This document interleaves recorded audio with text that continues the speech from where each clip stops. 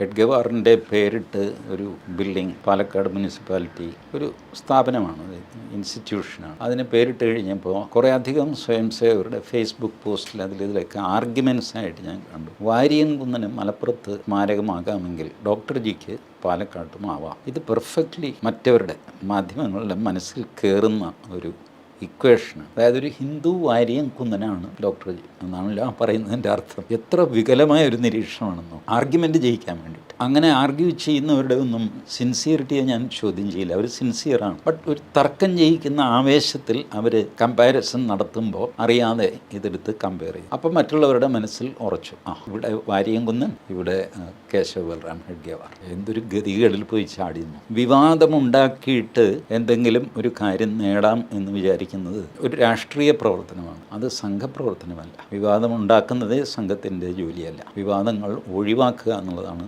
സംഘം എന്നും കൈക്കൊണ്ടിട്ടുള്ള ഒരു പദ്ധതി.